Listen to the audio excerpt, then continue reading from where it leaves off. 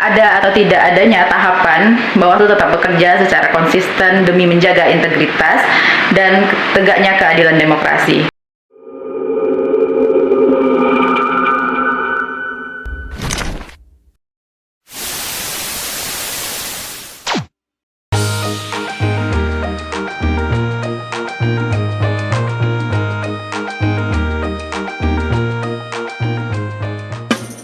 Halo sahabat Bawaslu, selamat datang kembali di program podcast Bawaslu Kabupaten Kuantan Sengingi. Senang rasanya saya Gita Hadiwira Sukma dapat menyapa sahabat semua di episode kali ini. Setelah pemilu dan pemilihan selesai, lalu apa yang dikerjakan oleh Bawaslu? Hari ini kita akan mengupas sebuah tema yang menarik terkait kesiapan kelembagaan di masa non-tahapan.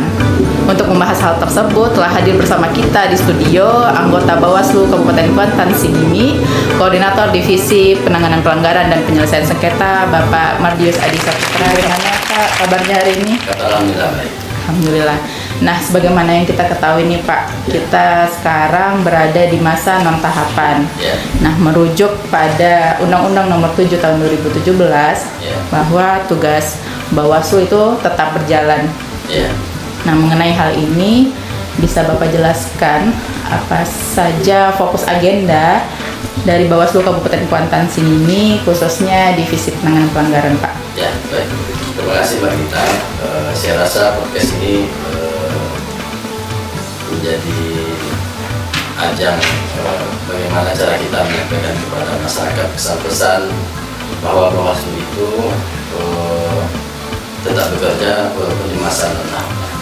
Nah, Bawaslu Kabupaten ini menjadi permanen kan di tahun 2018 berdasarkan Undang-Undang Nomor 2017. Alhamdulillah periode dari pertama sampai pada hari ini kami berada di Bawaslu Kabupaten Kuantan Sengingi dengan dinamika pekerjaan yang sudah banyak kita selesaikan, mulai dari 2018 itu untuk pemilu 2019 Presiden pemilihan umum lah 2019. Alhamdulillah kita berhasil dapat menyelesaikan dengan baik, kemudian sambutnya untuk pilkada 2020, kemudian di masa Covid kan pilkada 2020, kemudian lanjut ke pemilu 2024 dan pilkada setelahnya yang kita kenal dengan pemilu serentak 2024. Alhamdulillah kita juga melalui itu. Nah, setelah pemilu serentak 2024 itu kita ada kekosongan fase tahapan. Setelah tahapan terakhir itu kan sengketa hasil di Mahkamah Konstitusi. Setelah putusan sengketa hasil itu keluar, maka Bawaslu dikenal dengan tidak di masa tahapan pemilu. Seperti pertanyaan Mbak Bu Gita tadi, bagaimana pekerjaan Bawaslu di masa non-tahapan? Tentunya Bawaslu itu tetap ada, dapat kita sampaikan kepada masyarakat. Namun pekerjaan di Bawaslu sekarang itu ataupun KPU sebagai penyelenggara itu tidak menyelesaikan pekerjaan tahapan pemilu. Saya contohkan di masa non-tahapan ini seperti kita melakukan evaluasi ada tahapan pemilu yang terakhir. Evaluasi ini tentu menghasilkan banyak poin-poin yang harus diselesaikan. Kalau evaluasinya baik ya tentu kita pertahankan untuk kedepannya, dan kalau hasil evaluasi itu memang ada kesalahan, ada kurang baik, tentu akan menjadi fokus kita pada tahapan yang selanjutnya. Nah, terkhusus untuk divisi PP, kita tentu di tahapan pemilu dan pilkada itu menjadi poin penting divisi di Bawaslu itu, karena divisi penanganan pelanggaran dan penyelesaian sengketa ini menjadi satu divisi yang memang menjadi harapan masyarakat semua. Apabila terjadi dugaan pelanggaran di tahapan-tahapan itu, maka setiap laporan, setiap permohonan itu yang menyelesaikan adalah divisi PP. Itulah yang kita evaluasi. Kita banyak contoh kasus yang kita selesaikan. Apakah contoh kasus-kasus yang telah kita selesaikan itu sudah sesuai dengan peraturan perundang-undangan atau belum? Kalau sudah, kita menginginkan ke depannya divisi PP ini tidak hanya khusus divisi PP yang menyelesaikan permasalahan-permasalahan tersebut, laporan-laporan tersebut. Kita berharap dapat dibantu juga dengan staf yang non divisi PP. Kemarin kita secara khusus di internal Bawaslu merencanakan evaluasi dan pelatihan peningkatan sumber daya manusia untuk divisi PP di Bawaslu Kabupaten Bekasi. Mungkin itu dulu. Ya, baik Pak. Nah, terkait yang setelah Bapak sampaikan tadi, menyambung penjelasan Bapak bahwa memang untuk memberikan pelayanan atau fasilitasi yang maksimal kepada masyarakat tentu memang dibutuhkannya tim sekretariat yang mendukung ya Pak. Ya. Nah, memang kemarin Bawaslu Kuansing atau Divisi Penanganan Pelanggaran telah melaksanakan kegiatan peningkatan kapasitas yang sebagaimana disampaikan Bapak tadi. Terkait hal ini, menurut Bapak seberapa besar dampak atau pengaruh dari kegiatan peningkatan kapasitas ini di masa non-tahapan ini Pak? Jelas kita di masa non-tahapan ini bisa lebih fokus kepada evaluasi dan peningkatan kapasitas sumber daya manusia. Karena ketika tahapan itu sudah mulai, saya jujur bilang bahwa kita Bawaslu ini kekurangan tenaga ketika tahapan pengawasan itu mulai. Karena tahapan-tahapan itu kalau mulai tidak sebanding dengan dukungan personil yang ada di Bawaslu. Artinya kita masih kekurangan personil. Sementara pekerjaan pengawasan terus jalan, kemudian laporan permohonan tetap masuk. Nah, seperti saya bilang tadi, di tahapan yang sebelumnya saja kita punya staf divisi PP itu hanya dua orang. Sementara satu hari itu mau 3 atau 4 laporan masuk. Yang 2 ini dia yang menerima laporan, dia yang melakukan kajian awal, kemudian dia administrasi yang mengetik semuanya, baru diplenokan di pimpinan, lanjut mereka mulai mengklarifikasi segala macam. Jadi kita kekurangan personil sebenarnya. Alhamdulillah bertambah tahun kita Bawaslu ini dibantu dan ditunjang oleh Bawaslu RI. Seperti yang kita rasakan sekarang, kita sudah punya Kasubag kita sendiri, Kasubag penanganan pelanggaran, permohonan sengketa, dan staf kita sudah alhamdulillah sudah P3K, dan ada penambahan staf kita di divisi PP ini ada 2. Jadi total kita sudah 4 orang sama Kasubag. Namun begitu tahapan itu mulai, 4 orang pun masih keteteran kita nanti. Karena laporan dugaan pelanggaran itu apabila sudah masuk tahapan kampanye, itu setiap hari masuk dari peserta pemilu, dari masyarakat. Nah, kalau mau memenuhi syarat formil materi, tentu kita registrasi. Nah, meregistrasi ini tantangan setelahnya adalah melakukan klarifikasi dengan keterbatasan personil. Kemudian kita di pimpinan Bawaslu Kabupaten Kuantan ini kan hanya 3 orang kita. berbeda dengan kabupaten kota lain 5 orang. Nah, 3 orang ini kadang ada pimpinan 1 atau 2 diundang oleh Bawaslu RI atau Bawaslu Provinsi atau lembaga lainnya yang mengundang. Nah, tinggal 1 orang pimpinan yang wajib melakukan klarifikasi. Sementara yang diklarifikasi itu setiap hari banyak laporan begitu. Nah, momen inilah yang menjadi titik evaluasi kita.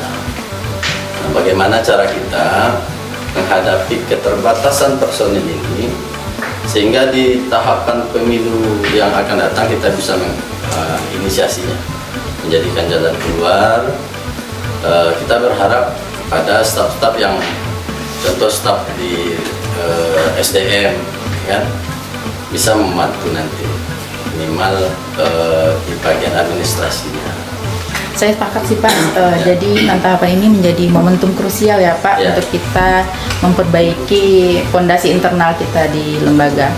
Nah, lanjut nih Pak, sebagai bentuk edukasi dan persiapan sejak dini bagi teman-teman Bawaslu kita, nah ada beberapa hal, salah satunya yang harus dipahami oleh masyarakat nih Pak, terkait mekanisme pelaporan. Nah, terkait hal ini, bagaimana sih Pak pelayanan yang diberikan oleh Bawaslu terhadap masyarakat jika ingin melapor ke Bawaslu? Seperti apa ruang lingkup pelayanan yang diberikan oleh Bawaslu kepada masyarakat? Nah, Mbak Gita, di lembaga negara ini kan khusus di Bawaslu sendiri kita mempunyai standar operasional sendiri. Tentunya dengan mengikuti perkembangan zaman. Nah, perkembangan zaman ini saya lihat dimulai dari ketika terjadi bencana nasional COVID itu. Dulu kita mengklarifikasi terlapor, saksi itu harus langsung. Nah, sekarang bisa kita melakukan dengan media daring, Zoom segala macam. Berikutnya kita bisa juga sosialisasi segala macam dengan kepala desa, dengan unsur masyarakat bisa melalui Zoom. Sehingga peningkatan pelayanan ke masyarakat itu saya lihat kita semakin terbuka. Masyarakat bisa saja tidak langsung datang ke kantor Bawaslu sendiri, bisa melalui laporan secara daring, online, sehingga kita dengan bertambahnya pelayanan seperti ini, tentu kita harus mempersiapkan personel juga untuk melayani secara online. Kita juga pernah membuka nomor call center. Kesiapan kita sebenarnya kita pada dasarnya Bawaslu ini seperti dibentuk dan dijadikan siap tak siap harus siap gitu Mbak Gita. Seingat saya kita dulu di 2017 itu ya segala keterbatasan. Alhamdulillah sekarang saya merasakan perkembangan Bawaslu ini ke depannya semakin baik, personil semakin banyak, lembaga semakin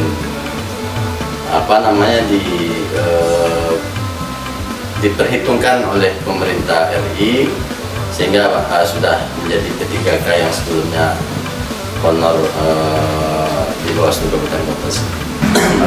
Kembali ke tema kita tadi Pak, mungkin persiapan yang kita perlu siapkan yang harus diketahui oleh masyarakat itu apa saja sih hal konkret yang harus diperhatikan oleh masyarakat jika ingin melapor? Apakah ada syarat tertentu dari masyarakat jika ingin melapor sehingga nantinya laporan dari masyarakat itu dapat kita proses di Bawaslu?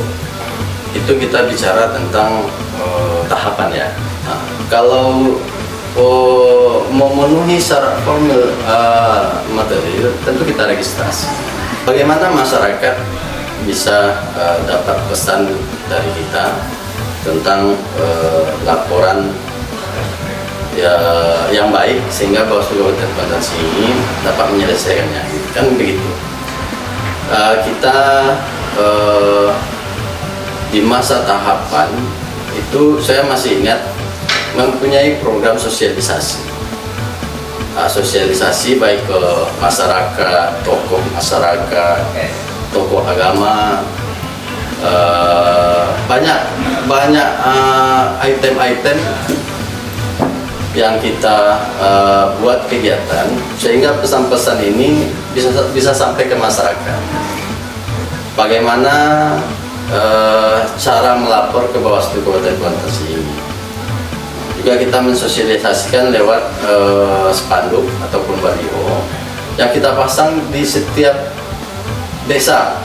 Satu desa itu satu baliho informasi, satu baliho pengawasan, dan satu untuk pengawas desa kita, sehingga masyarakat tahu pengawas pemilu itu tidak hanya di Bawaslu sendiri di kabupaten. Pengawas pemilu itu ada di setiap TPS. Kemudian di tingkat desa ada satu orang pengawas pemilu, pengawas pemilu desa atau pengawas pemilu kelurahan. Nah, meskipun tidak berkantor, akan tetapi kita kasih tanda baliho di mana dia tempat tinggal, itu tanda kita bahwa dia adalah pengawas pemilu. Jadi masyarakat desa apabila saat kampanye itu di desa itu ada kampanye, sosialisasi segala macam, atau penyelenggara perangkat desanya sendiri melakukan pelanggaran, bisa mendatangi pengawas desa kita, minta informasi ke dia. Kemudian bisa secara berjenjang. Walaupun sekarang non tahapan, tetapi sekarang sedang berlangsung pemutakhiran data partai politik ya Pak. Iya. Pemutakhiran data partai politik melalui SIPOL yang biasa kita kenal, Sistem Informasi Partai Politik yang berkelanjutan. Nah, terkait hal ini, bagaimana kacamata pengawasan Bawaslu Kabupaten Kuantan Sengingi ini Pak terhadap proses pelaksanaan pemutakhiran daftar partai politik ini yang berkelanjutan dilakukan oleh partai politik ini? Pertama, yang melakukan pemutakhiran data partai politik ini adalah partai politik sendiri. Divisi kita, divisi penanganan pelanggaran dan permohonan sengketa sendiri, yang menjadi tanggung jawab terhadap pengawasan partai politik. Nah, partai politik ini setiap hari, setiap minggu, setiap bulan kan berkembang kita. Dan bukan hanya jumlah partai politiknya, akan tetapi partai politik yang ada itu selalu melakukan perubahan, rombak organisasi, ganti orang, masuk orang baru, habis kontrak sewa kantor, cari kontrak sewa kantor yang baru, dan itu kan sudah tersistem di sistem informasi partai politik. Nah, kita di masa non tahapan itu juga mengawasi itu sistem perkembangan partai politik, kepengurusan partai politik ini bisa kita lakukan pengawasan di SIPOL-nya, di sistem informasi partai politik. Selain mengawasi peserta pemilu, kita juga mengawasi KPU-nya sendiri, personil, kode etik segala macam. Tetap ada pekerjaan walaupun kita di masa non tahapan. Berarti di masa non tahapan ini kita juga melakukan pengawasan secara tidak langsung ya Pak. Berarti ya, kita mengawasi sistem informasi partai politik itu melalui SIPOL. Sebelum kita mengakhiri bincang-bincang kita pada episode kali ini, mungkin kiranya ada closing statement Pak atau imbauan yang ingin Bapak sampaikan kepada sahabat Bawaslu. Ya, buat sahabat Bawaslu, buat masyarakat Kabupaten Kuantan Sengingi, kami sampaikan bahwa Bawaslu pada umumnya dan Bawaslu Kabupaten Kuantan sini pada khususnya di masa non tahapan ini tetap melakukan pekerjaan-pekerjaan. Ada tugas pengawasan yang dilaksanakan, pemutakhiran daftar pemilih, kemudian pemutakhiran daftar partai politik, kemudian kita juga melakukan evaluasi dan peningkatan sumber daya manusia, kemudian saya rasa sosialisasi juga kita laksanakan seperti pengawasan pendidikan pengawas partisipatif yang sudah kita laksanakan, sehingga dalam menyongsong pemilu 2029 kita sudah semakin matang, semakin baik. Secara umum, secara khusus kita divisi penanganan pelanggaran ya mempunyai pengalaman yang baik lah dalam proses penanganan pelanggaran, sehingga kita apapun bentuk pemilunya nanti, apakah pemilu pusat dengan pemilihan daerah dipisah, ya kita pada insya Allah siap melaksanakan pengawasan. Kemudian kita pernah di masa bencana nasional melaksanakan pekerjaan, alhamdulillah kita juga dapat melaksanakan dengan baik. Baik, terima kasih banyak Pak atas pencerahannya. Semoga edukasi yang Bapak sampaikan memberikan pemahaman baru bagi sahabat Bawaslu. Nah, kesimpulannya sahabat Bawaslu, walaupun ada atau tidak adanya tahapan, Bawaslu tetap bekerja secara konsisten demi menjaga integritas dan tegaknya keadilan demokrasi. Saya Gita Hardiwira Sukma beserta tim yang bertugas pamit undur diri. Sampai jumpa di episode podcast Bawaslu selanjutnya. Salam awas. Salam awas.